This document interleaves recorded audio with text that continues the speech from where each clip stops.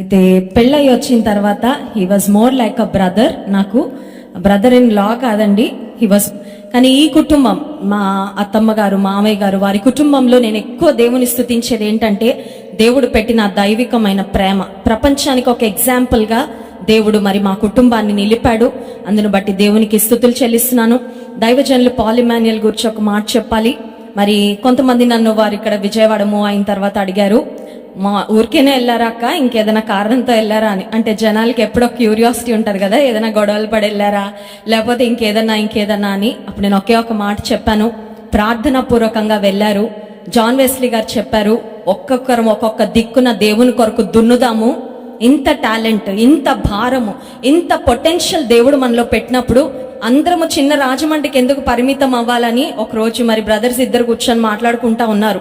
దేవుడు ఇంత సామర్థ్యం మనలో పెట్టినప్పుడు దేవుని కొరకు మనం రాజ్యాలను గెలవాలి, ఆత్మలు సంపాదించాలి, అనేక ప్రాంతాలు దేవుని సొంతం చేయాలని వారు మాట్లాడుకొని ఒక మంచి అండర్స్టాండింగ్తో ప్రార్థనా పూర్వకంగా తీసుకున్న నిర్ణయం ఇది. అయితే పాల్ ఇమాన్యుయల్ గారు, నిస్సీ పాల్ గారు బిడ్డలతో ఇక్కడికి మూవ్ అయిన తర్వాత మా అత్తమ్మ గారు, మామయ్య గారు ప్రతిరోజు వారు కలిసి ప్రార్థన చేస్తారు. అయితే పాల్ గారు వాళ్ళ కుటుంబం ఇక్కడికి వచ్చిన తర్వాత నేను అబ్జర్వ్ చేసింది ఏంటంటే, మా మామయ్య గారు ప్రత్యేకంగా మోకాలు వేసి 2 చేతులు పైకెత్తి వారి కుటుంబం కొరకు చాలా భారంగా ప్రేయర్ చేసేవారండి. It really touched my heart. ఇది చెప్పడానికి నాకు సమయం ఇప్పటి వరకు రాలేదు, కానీ తండ్రిగా వారి హృదయంలో కుమారుడు వెళ్ళాడు, కుమారుని నువ్వు ఎత్తిపట్టయ్యా, నువ్వు వాడుకోయ్యా, నువ్వు నడిపించయ్యా, నువ్వు ప్రొవైడ్ చేయ ప్రభు అని నిజంగా మా మామయ్య గారు చేసిన ప్రార్థన నేను అబ్జర్వ్ చేసేదాన్ని. ఎంతో భారంతో ప్రేయర్ చేసేవారు. జాన్ వెస్లీ గారి గురించి చెప్పాలంటే, డాడీ ఉన్నా కూడా డాడీలా ఫీల్ అయిపోతూ ఉంటారు ఎప్పుడు. వాళ్ళ తమ్ముడికి నేను చెప్తాను, మామయ్య ఉన్నారండి ఇంకా అని, బట్ హీ స్టిల్ ఫీల్స్ నేను నా తమ్ముడికి I'm there, I want be there అని. అంత ప్రేమ దేవుడు పెట్టారండి. ఎందుకు ఈ మాటలు చెప్తున్నానంటే, క్రైస్తవ జీవితం అనేది, Christian faith is practical faith. ఏదో స్టేజ్ల మీద దేవుని ప్రేమని ప్రసంగాలు చెప్పడం కాదు, జీవితంలో ఉండాలి. ఎవరి జీవితంలో క్రియాశీలకమైన విశ్వాసము, భక్తి, ప్రేమ ఉంటుందో ఆ కుటుంబాలు నిశ్చయంగా ఆశీర్వదించబడతాయి. దానికి మా కుటుంబమే ఒక నిదర్శనం అని నేను ఖచ్చితంగా చెప్పగలను. ఇద్దరు సూపర్ బిజీ అయిపోయారు పరిచర్యలో, కానీ అర్ధరాత్రి అయినా 5 నిమిషాలైనా ఫోన్లో మాట్లాడుకుంటారు అన్నదమ్ముళ్ళు ఇద్దరు. వారి మధ్యలో అంత ప్రేమ, అంత అండర్స్టాండింగ్. మరి అక్కడి నుంచి సలహాలు ఇవ్వడం కానీ, విషయాలు డిస్కస్ చేసుకోవడం కానీ, ఇప్పటికీ ఒక ఫ్రెండ్స్ లాగానే మరి దేవుని సేవలో అలాగే సహోదరులుగా వారు మరి ముందుకు కొనసాగుతున్నారు. అందును బట్టి దేవునికి స్తుతులు చెల్లిస్తున్నాను. మరి పాల్ గారు ఇక్కడికి మూవ్ అయిన తర్వాత ప్రాముఖ్యంగా అందరికీ తెలిసిన విషయమే, వారు ఎదుర్కొన్న సవాళ్లు సామాన్యమైనవి కాదు. అయితే దావీదును ఒక హీరోగా చేసింది ఎవరంటే గొల్యాతే కదండి. గొల్యాత్ వచ్చి నిలబడకపోయింటే, గొల్యాత్ సవాల్ చేయకపోయింటే దావీదుకు ఆ విజయం, అంత అఖండమైన విజయం అయిండేది కాదు. ఇక్కడ అపోజిషన్, నిజంగా వ్యతిరేకించే వాళ్ళు, తృణీకరించి మాట్లాడేవారు, మనసుకొచ్చింది మాట్లాడేవారు ఎంత మంది ఉన్నా దేవుడు తన సేవకుని ఒక్క వచనం మాత్రం చూపించాలని ఆశిస్తున్నాను.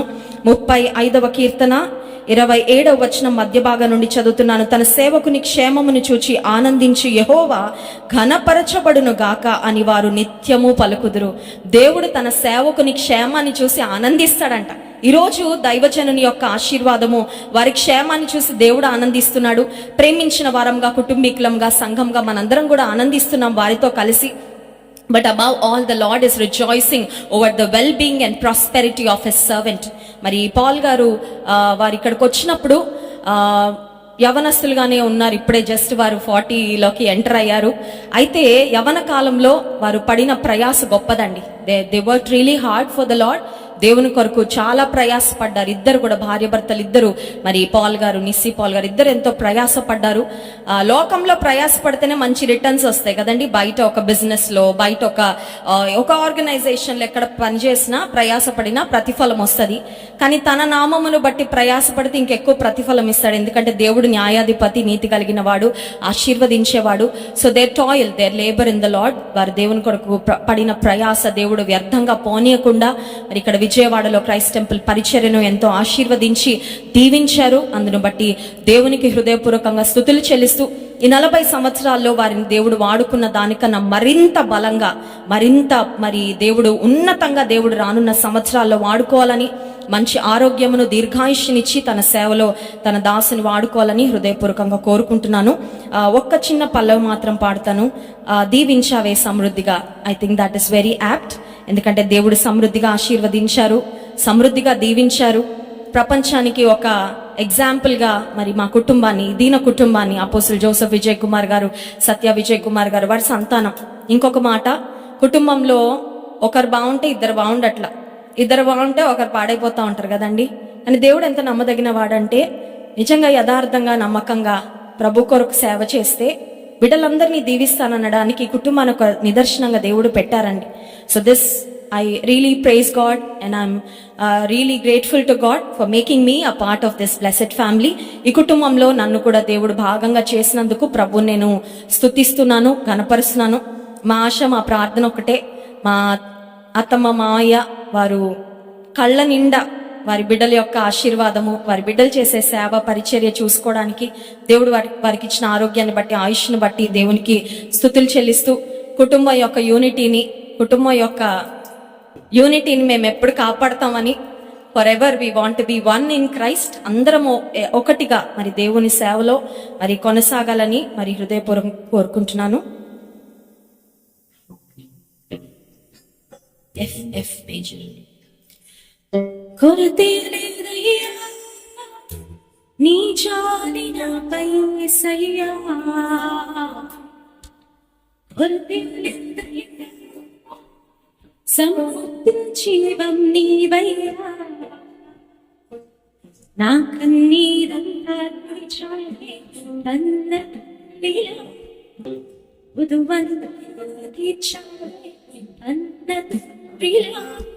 నా కన్నీరంతా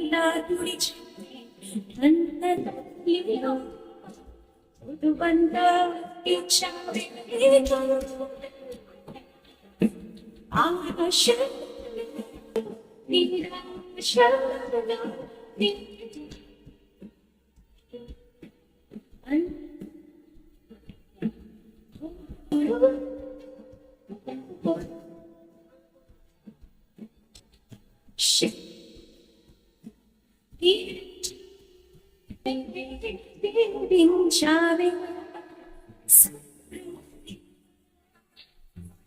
సాక్షిగా ఓ నా సా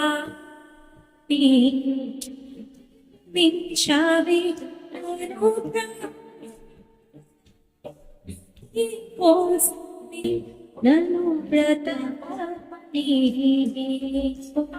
చెంది కుటుంబాన్ని సమృద్ధిగా దీవించిన దేవుడు ఇంకా మరింత సమృద్ధి అయిన ఆశీర్వాదాలతో నింపి సేవలో బహుబలంగా వాడుకోవాలని కోరుకుంటూ ఈ శుభాకాంక్షలు.